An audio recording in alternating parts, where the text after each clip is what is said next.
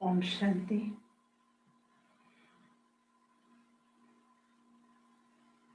So far, the story so far is that we have discussed in our first session the 4 different types of thoughts.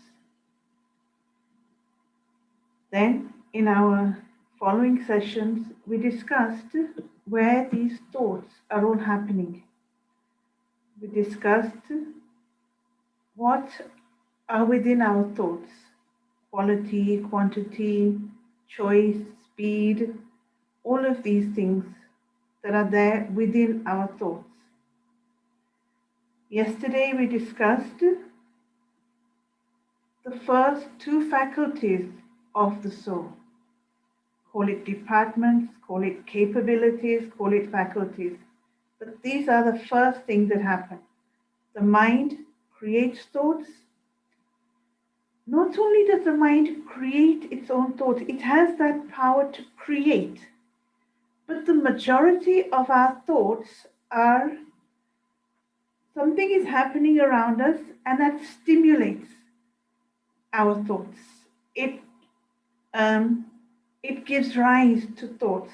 Like if, for example, if I see somebody arguing, then I start having some thoughts. So the situation is creating my thoughts. The other thing is, one is with my own power, I create my thoughts. The other is my thoughts are a stimulus, means I'm being stimulated by what's happening around me. And the third thing is that our thoughts take on a pattern, a habit.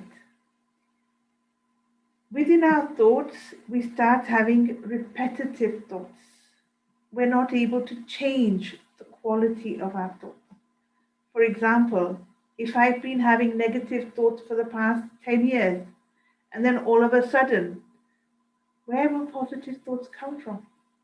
I don't have a stock. I don't know what they look like. I don't know how to create them. And that pattern, that cycle, is a vicious cycle. Somewhere along the line, I have to cut into that cycle to change that cycle.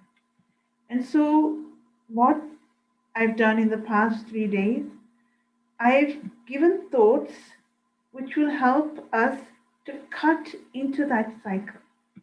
There is no other way except to cut that cycle of negativity that we ourselves have created.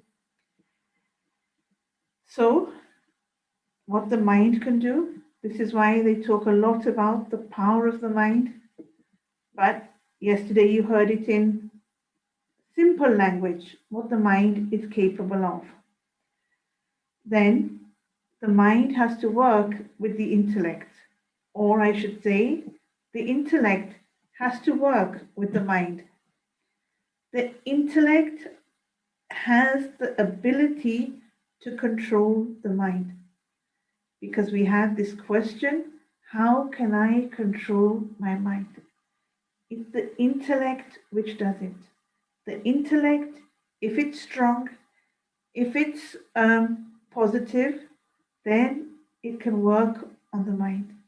But if the intellect is weak, if it's tired, if it's lazy, often our intellect can be lazy. We don't care where our thoughts go. We're not bothered. So long as I can get my work done, I get a paycheck, I can do the routine work that I have to do, many are not bothered about the quality of their thoughts. Like we consider it to be normal. My next door neighbor has negative thoughts. I have negative thoughts. The actor on TV, on the movie, he also has negative thoughts. What's the difference? What's the big deal? It might not feel like a big deal initially, but if we carry on in this way, then it becomes a big, big deal because our mental health suffers. And we become, instead of being masters, we become victims. We become a victim to our own negative thoughts. Today, we're going to discuss the third department of the soul. And it's a huge department. So, mind and intellect, they have done their bit. Now, the intellect has reached a decision. So, yesterday we gave the example of I need a new mobile phone. That was the desire or the need. Then the intellect processed it, it analyzed it, it came to a decision that yes, I am going to get the latest Samsung. Nothing wrong with that. Whatever the decision is, fine. Then what happens? Then the action happens. All of this up until now has happened within the being.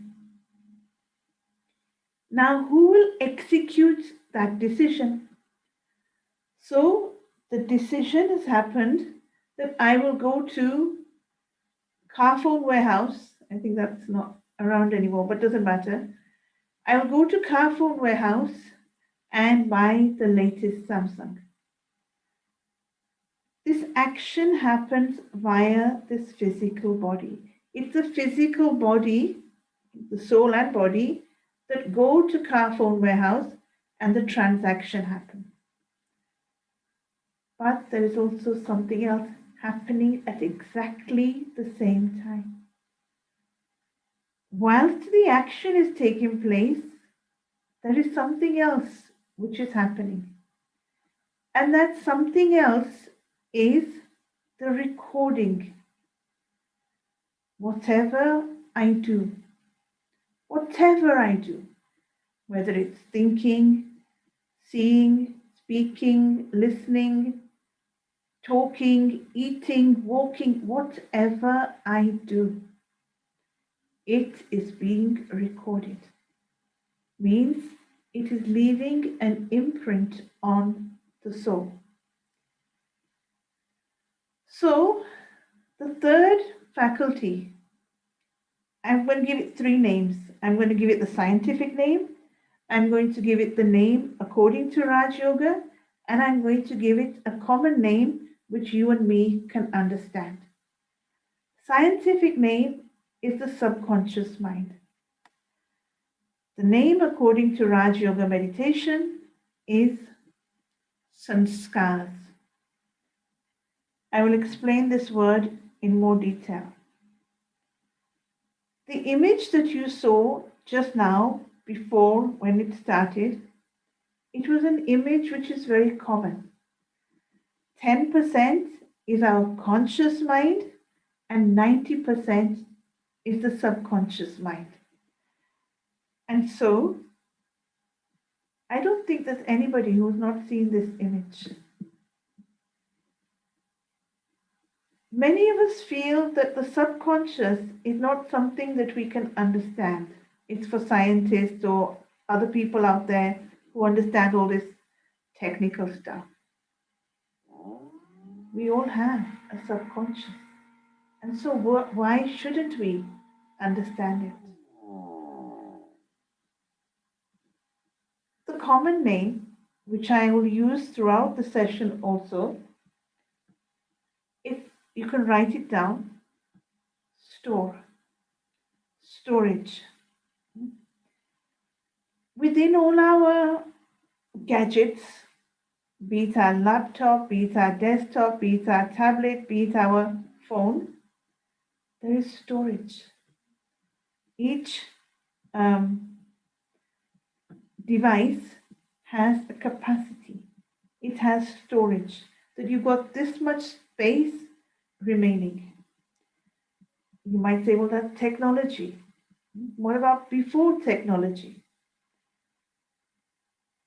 Before technology and even now, in our house, somewhere we have a small store. And we do not show that store to guests. When we show somebody around the house, we'll show them the bedroom, we'll show them the bathroom, we'll show them the kitchen. We'll show them the sitting room, lounge, etc. But how many of us show other people our storage, where we put the Hoover and dump anything that we don't want people to see, we dump it into the store.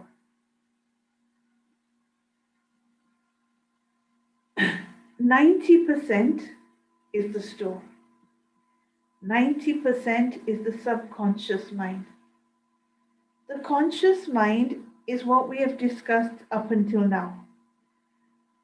The conscious mind is where we're aware of our thoughts. We're consciously aware of what is going on in our head. Now, I said I would give detail, I would explain this word sanskar a bit more. Sanskar, the answer, the way to understand what sanskars are is within the word. The last few letters, skar. Although it's spelled SANSKARS, but you can use it to understand it better. You can use it and say SCARS, scar. Everything I do, not only is it being recorded, it is leaving an impression. It is leaving a scar. It is leaving an imprint on the soul. Now you might say, well, where does all of this happen? Where does all of this information come from? How come we've never heard it before? Think about it logically. Whatever I do, it is recorded. And how do you know it's recorded? Because we have something called memory. Memory is not in the mind. Memory is not in the intellect. Memory is within the sanskars. And so I would request the co-host to put up the slide about subconscious, our subconscious, and what it comprises of, the 90%. What is the 90%? So the 90%, it's the next slide after this. The co-host is there, yeah. The 90% comprises of the original qualities of the soul. We will discuss that at length now. The original qualities of the soul means that what qualities does the soul have when it comes onto this world stage? The qualities are 7 in number. We have 7 original qualities. They are peace, love, happiness, power, wisdom, purity, and bliss. I will talk about these qualities throughout today's session. So when we're saying, or when we're creating the thought, I am a peaceful soul, or I am a powerful soul, I am a happy soul, we are not being hypocritical. We actually are. Why do we not believe it? Why are we not able to act the way, or why are we not able to bring this into action? Because all of these qualities are covered. What are they covered by? Even that is a list. 7 qualities are covered by 5 vices. Those vices are anger, attachment, greed, lust, and ego. And for those who have, those who are from India, Bharat, then you might have heard of these vices, but you've never registered that this is what is covering our innate goodness. I'm going to say it in Hindi for those who are Hindi speaking. In Hindi, it is Kam, Krodh, Lobh, Moh, Ahankar. And I'm sure many of you will relate to this. You've heard these words before. So, these 7 qualities that we have, if you go back to the lesson we had on Monday, where I talked about what this physical body is made of, it's made of 5 elements. And the principle that I explained at that time, the principle which applies is that the body will demand that what it is made of. Demands water, demands air. I'm not using this word demand lightly. It's demanding. The body demands it because that's what it is made of. That same principle applies to the soul. The soul is made of 7 original qualities. And you will see, you will feel that the soul is demanding that those qualities be acknowledged, they be used, they be active. Now, those qualities, which I just listed, the 7, this is what the being demands. We want to be happy. We want to be at peace. We want to experience love. We want to be powerful. We want to have wisdom. We want purity. And so, these 7 qualities we will refer to again and again, because when we meditate, it is these qualities that we are gaining access to. Qualities are there: the covering, the negativity, the rust or the dust on top. Now I have a choice. The choice I have here is either I can work on removing the negativity, means getting rid of the anger, getting rid of the ego, getting rid of the greed, getting rid of the attachment, etc. I can work on finishing the negativity. And many of you might already have tried that. And many of you might have come to a dead end. Because to get rid of the negativity is very hard work. There is a story in the scriptures, in the Ramayana, and in the Ramayana, there is a character called Ravan. Ravan has 10 heads. So, when Ram is trying to kill Ravan, because Ravan is the villain, Ravan is the baddie, he's got 10 heads. Every time Ram tries to kill one head, it pops back up again. He chops it off, it comes back up, chops it off, it comes back up. Why am I telling you this story? Because that is the same with negativity. That is how it works. You try and get rid of it, it comes back. Try and get rid of it, comes back. So now, that's one option. Work on getting rid of the negativity. I'm going to give you another option. The option that we practice in Raj Yoga meditation.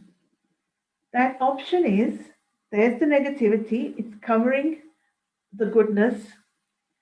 And when we meditate, what are we doing? When I'm saying, I am a peaceful soul, then what I'm doing is that positivity breaks through the negativity and it's coming out. You will feel that even though you've only been doing this course for 3 or 4 days, you will feel a slight change in yourself. You will feel slightly more calmer because what are we doing? We are working on emerging the positivity. We're not focusing on the negativity, we are focusing on the good that's there. And we want it to come out, and the more it comes out, only then will the negativity fall away. You can choose which one you want to work on. And it's not just I am a peaceful soul, it's every quality that I want to see in myself. So you can say, you don't have to stick to these 7. You can say, I am a patient soul. I am a merciful soul. I am a kind soul. But the main thing is, whatever you decide to work on that, to stick to that, I think you will find more success. Not just more success, but you will find it more enjoyable to bring out, to emerge the positivity.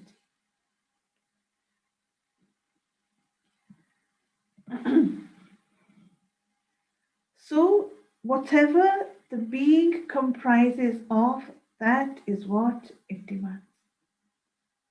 That is what it needs. That is what it wants. It wants the happiness. And that's what we're all working towards. Whatever we do, the ultimate goal is we want to be happy. Now, sanskars comprise of our original qualities. Sanskars are also a storage of impressions that we have. Where did those impressions come from? Those impressions came from our life's experiences.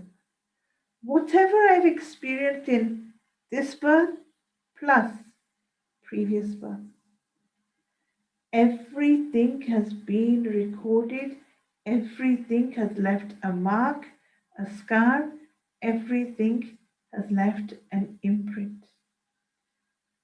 And so some people feel they are scarred from their previous impressions, from their previous experiences.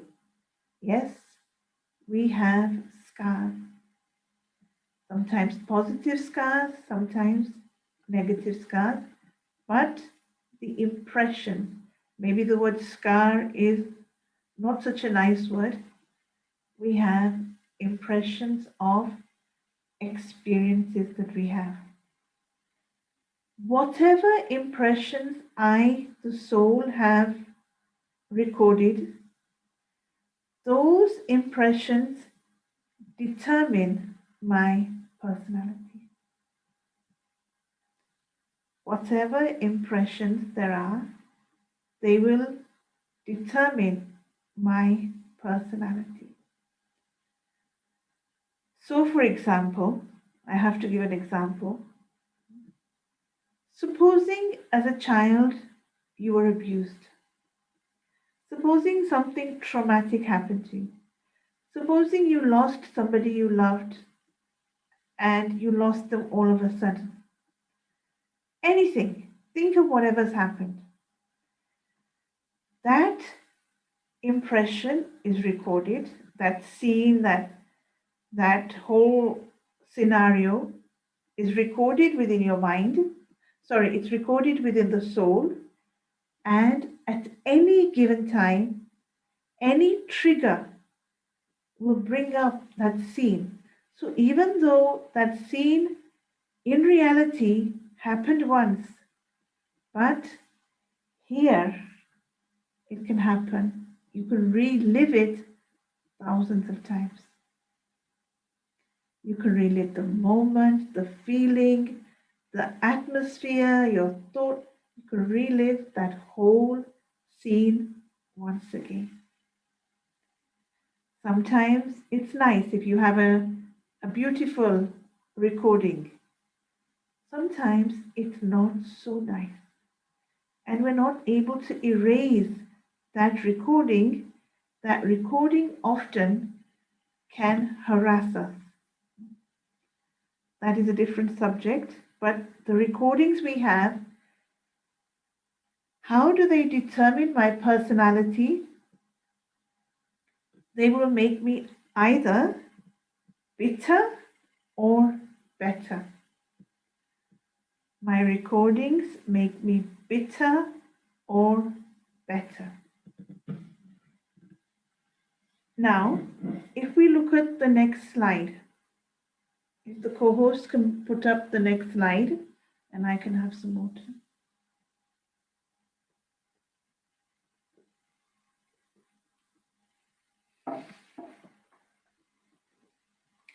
Like we made a list of what happens in the intellect and the mind, then this is a list of what is there within our subconscious mind, means within the 90%.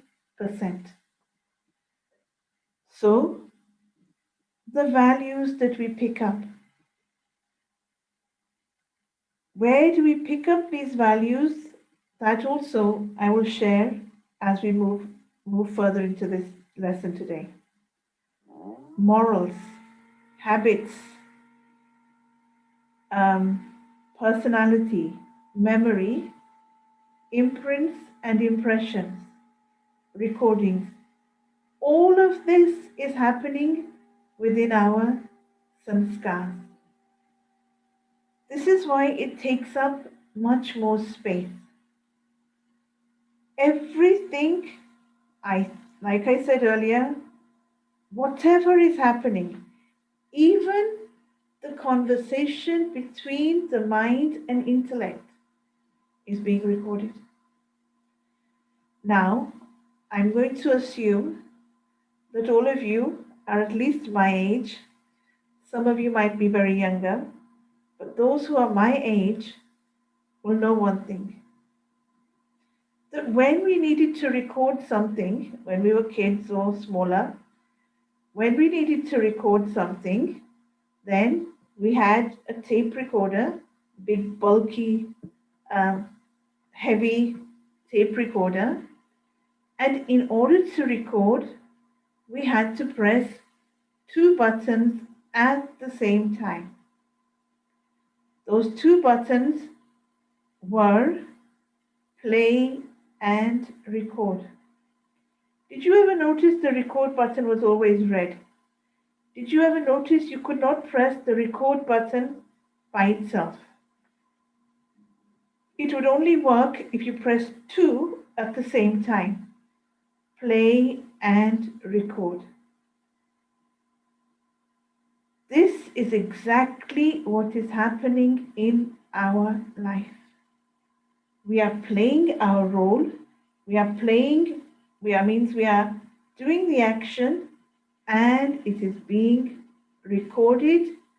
The recordings are within the soul, and the department is called sanskar. So, we talked about the first set of sanskars that every single soul has. I would like to ask the co-host to go to the next slide. Okay? So every single person has 4 types of sanskars, or I'm going to use the word 4 sets of sanskars. Remember 90%. So even though on the slide it's written 5, not everybody has 5, but everybody guaranteed has 4. Today you will decide for yourself whether you have 5 or 4 sets of sanskars. The original sanskars we just spoke about earlier means the sanskars that I, the soul, bring the sanskars, not that I bring, I have already inherently, intrinsically within me. It's not something that I acquire, it is something that is already there. Like, for example, chili. Green chili, what is the sanskar of green chili? It is spicy, it is hot. So sometimes when somebody says to me, oh, these chilies are hot, but obviously that's their sanskar. That is what they are meant to be. So sanskar is something that belongs to the soul. Its original sanskar means it's not something that it's gone out and done shopping for. It's something that is already there. Now, once we come onto this world stage, we have to play our role. We have to play our part. And whilst we're playing our part, what will we be doing? What's happening is birth, then death, and then birth, and death, and birth, and death. Means there is a continuity. It's not, I'm born and I die and that's it, finished, end of story. No. Most of us will feel we have come from somewhere and we are going somewhere. That death is not the end. Death is just a change of outfit and a change of address. So you must have heard this expression, death is a change of dress and a change of address. So after the original sanskars, after the original, then as we are going through our journey, then we pick up stuff. It's like we're gathering stuff, and that is called, what we pick up is called our previous sanskars. Sorry, previous births. You will heard of people who've gone through hypnotherapy. You will have heard of near-death experiences. There's a lot out there which people don't understand because it's like it's guesswork. There are previous births. This is not our first and only birth. Now, when we understand all of this, the other thing that we will start understanding is why the population has always, always, always increased. Population has never decreased. If you look at history, if you look at any population graph throughout history, you will always see increase in it. So we have all the stuff from our previous births. And that will then also explain that when a child is born, then somebody is born with a silver spoon in their mouth and somebody is born into poverty. The question at that time arises, why? Why is it so unfair? That child has not done any karma yet. That child hasn't sown any seeds, it's just born. So why is one well off and one disabled or blind or struggling or in poverty? Why are there so many extremes? Because we have the stuff, the baggage, the karma of our previous births, and somewhere along the line it is being cleared. This whole lesson of karma is a huge lesson, and next week that is what we will be talking about. After our previous birth, then we have this present birth that we are in right now. In our present birth, we get our sanskars from our parents. Those sanskars are called hereditary. Sometimes you'll have heard the expression that so and so is a chip off his old block, means he's just like his dad or he's just like his mother in terms of sanskars, in terms of personality. Now, the question here arises that the parents that I know, the parents bend over backwards. The parents make so much effort to give good sanskars, to give a good character to their child. They will try to teach them manners, they will try and teach them the importance of good character. I don't think I've met any parents who will teach their child to lie, to steal, to murder. I've not met anybody like that. Parents go out of their way. Yet, the child does not turn out the way they have envisioned. The child does not turn out as they wanted.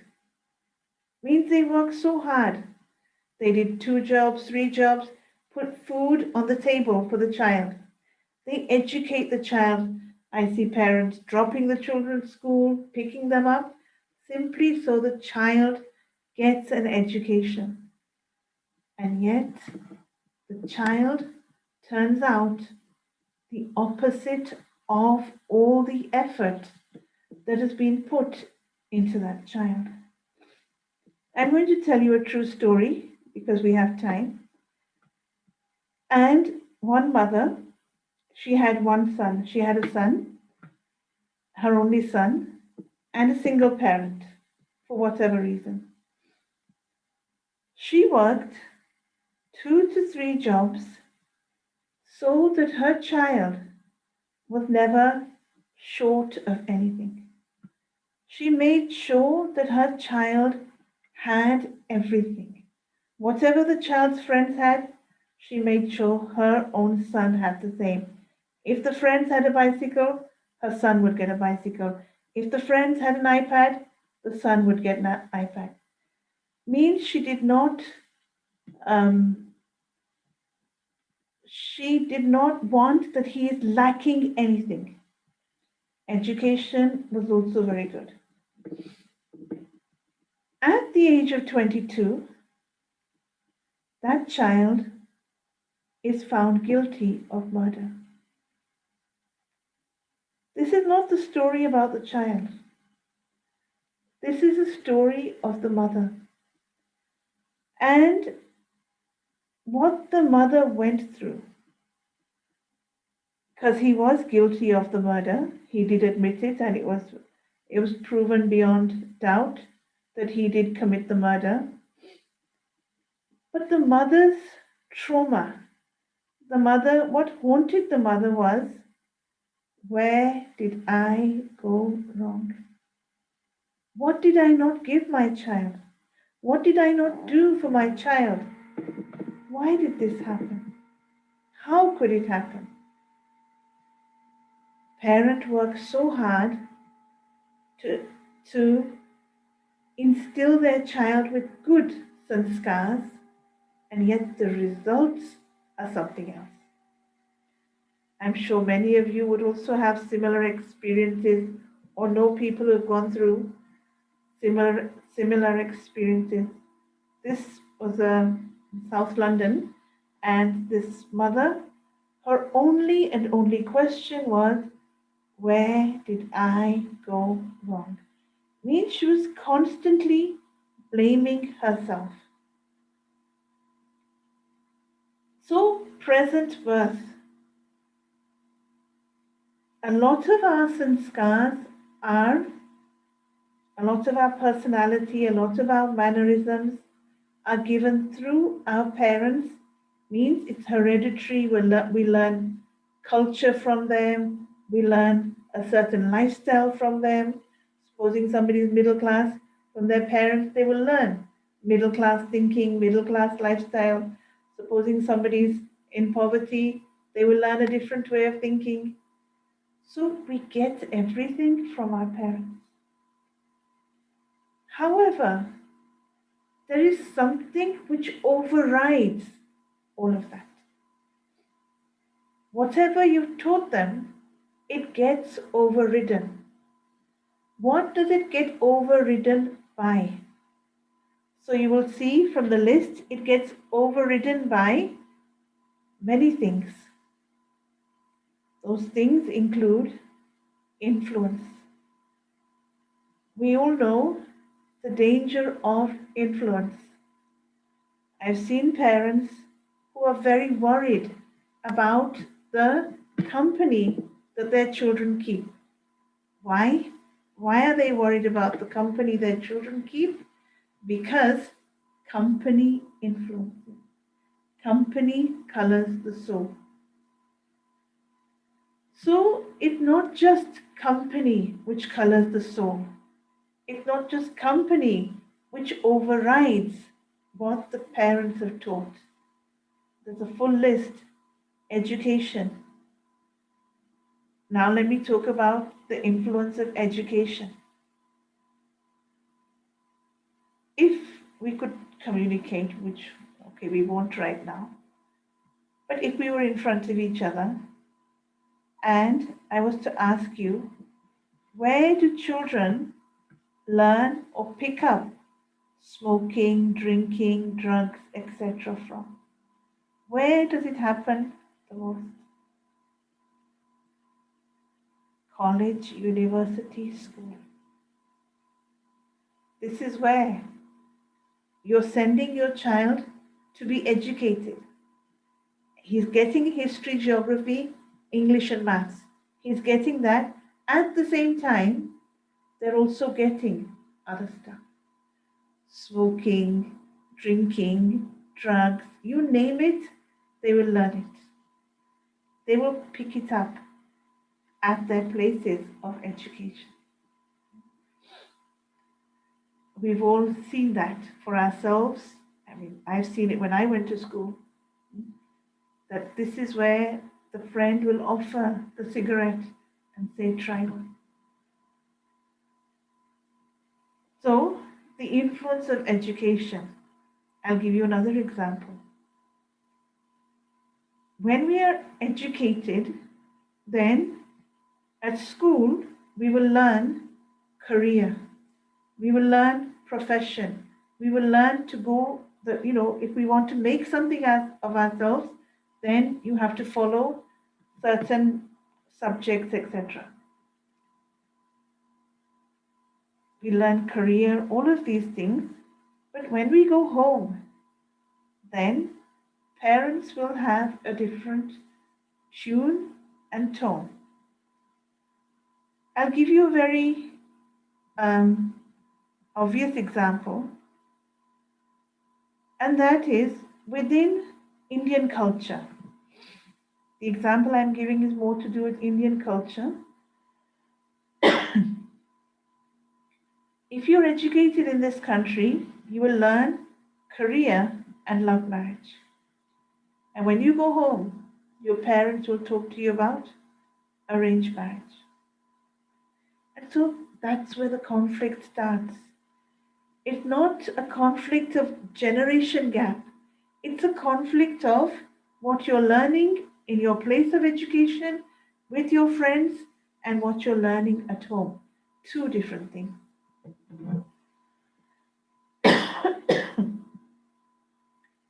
The other influence is environment. Nowadays, it's very different to what it used to be. Now we're more conscious of the environment.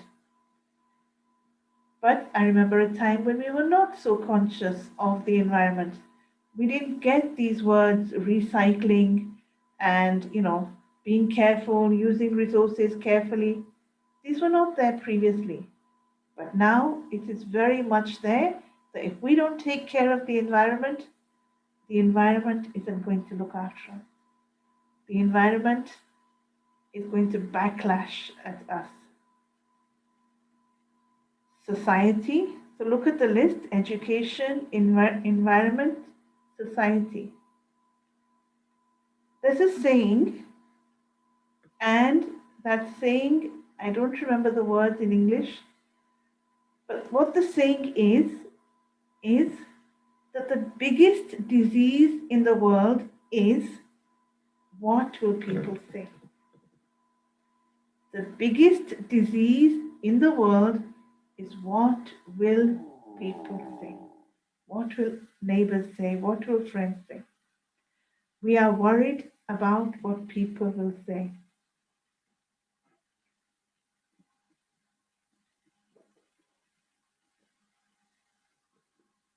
So society has a huge influence on our decisions, on our thinking. Society has an influence on what we wear, what we eat. Society dominates. There are very few who are able to the break the barriers of what society will say. Means where they're not worried about what society says, but they want to do something for themselves. The next thing on the list is friends. Friends influence us a great deal. We know that. The last is media.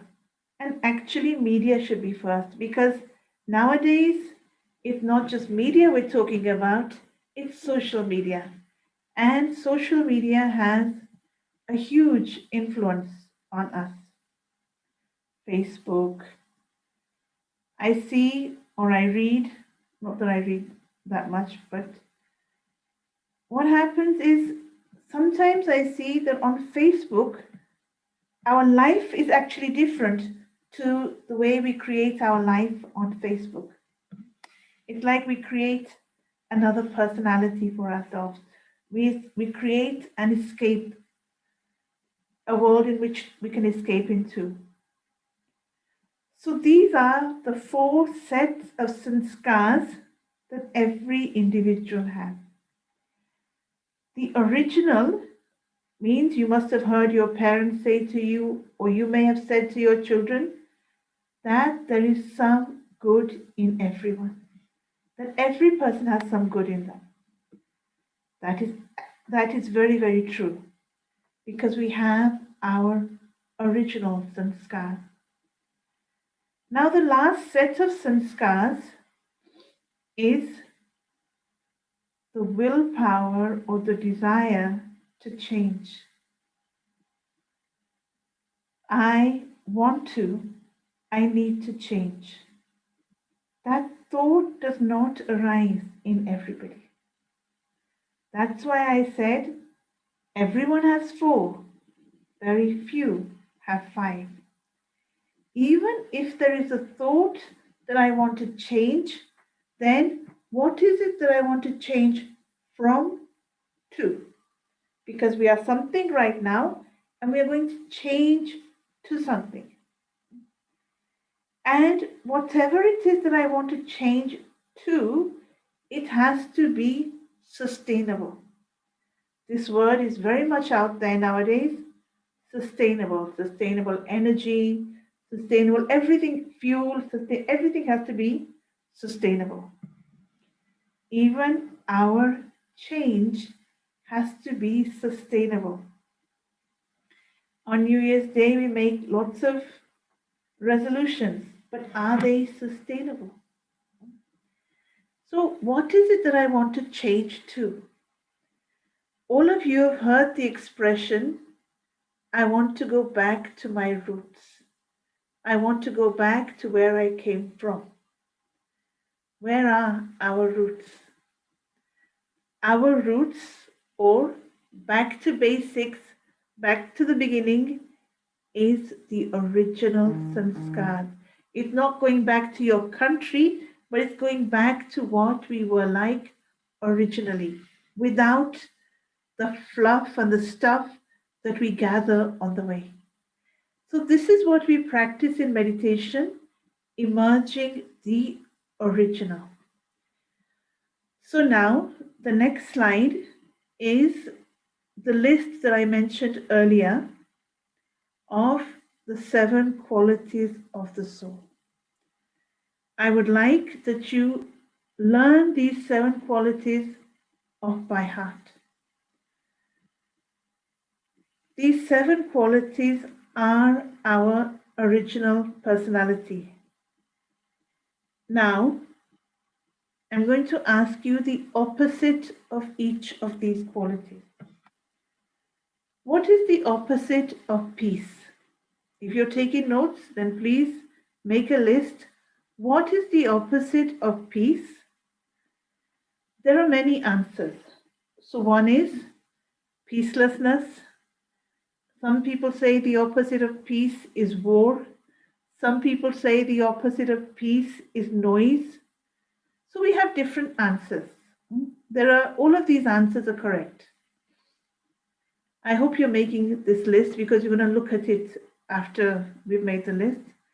The opposite of happiness is sadness, sorrow, or suffering. The opposite of love is hatred. The opposite of knowledge stroke wisdom is ignorance. Either I'm in the know or I'm not in the know. I don't know. So then I would be called ignorant. The opposite of purity is impurity. The opposite of power is weakness. And the last one, bliss does not have an opposite. Bliss is the result of the above 6. Bliss is when I have all of the above 6. So it's peace plus happiness plus love plus wisdom plus purity plus power equals bliss. Bliss does not have an opposite. It is the ultimate stage that we want to experience. And it is this that we want to experience in meditation. So now,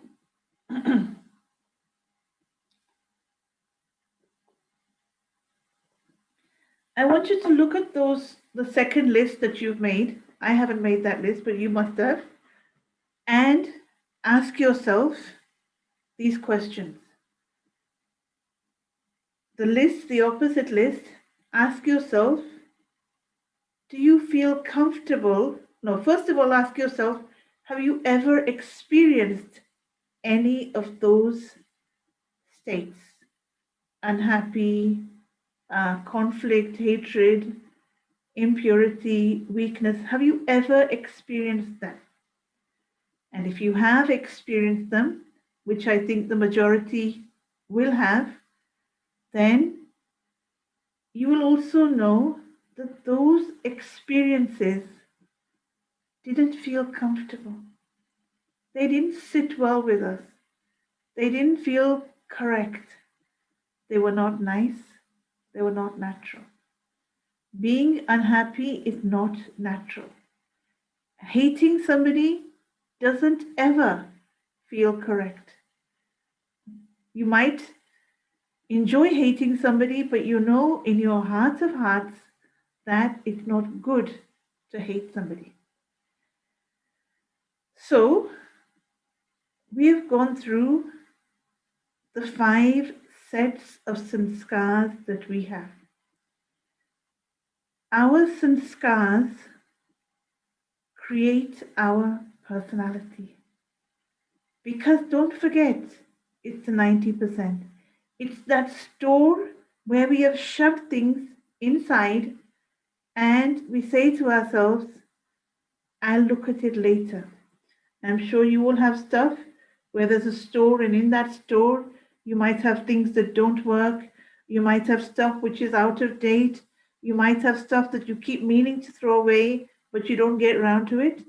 That is exactly what is happening in our 90% subconscious mind. We have a lot of stuff that we need to get rid of, but we just can't get round to it because we don't know where to start. That store is jam packed. It is actually bursting. There isn't any more space in that store.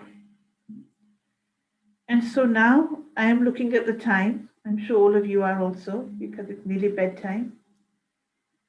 I will speak a little bit more about sanskars as we go through the course, but I would like for your homework that, because we're not going to meet again till Saturday, so for your homework, see what type of sanskars you have that you would like to get rid of.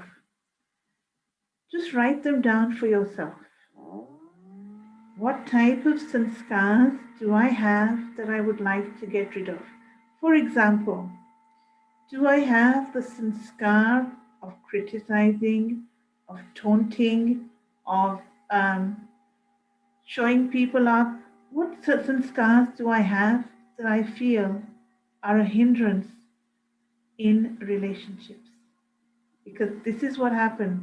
These sanskars are visible in relationships.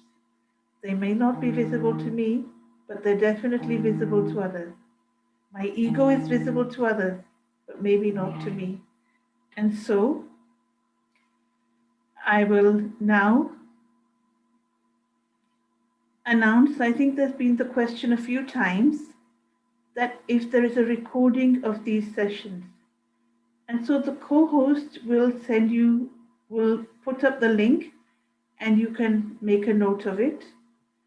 And we have a session on Saturday, 8:30, and it'll be completely interactive.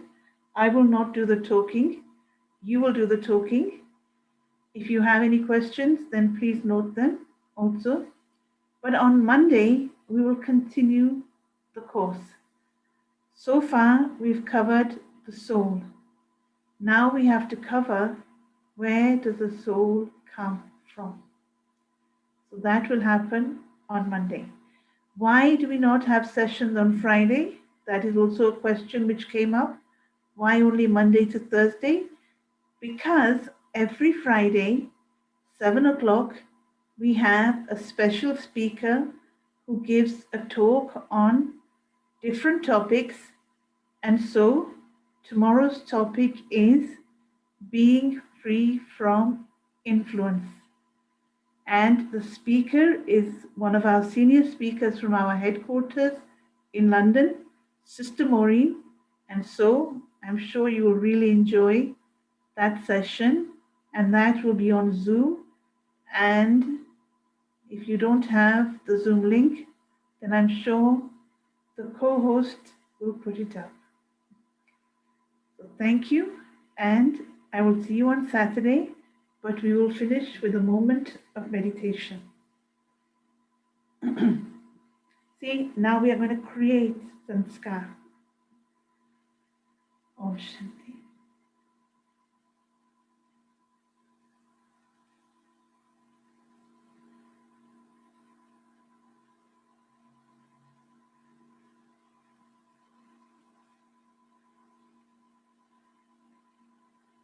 Create the thoughts that you want to be recorded.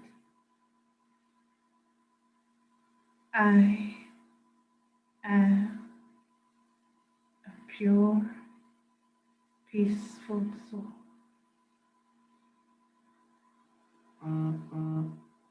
I, the soul, am the embodiment of peace, of love, of power. I am pure consciousness. Within consciousness, there is the subconscious.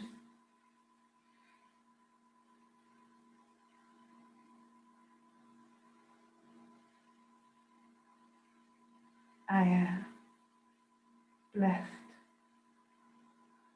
I am blessed with knowledge. I am blessed with quality. I don't have to search for them. I don't have to go out there for them. I have them within me. Whatever I, the soul, need is there within me. I have to emerge the good that is there. Oh my goodness. So much goodness. This is all my good stuff. I am blessed. Om Shanti. Thank you, everybody, your patience, and I will see you Saturday or Monday. Thank you. Bye.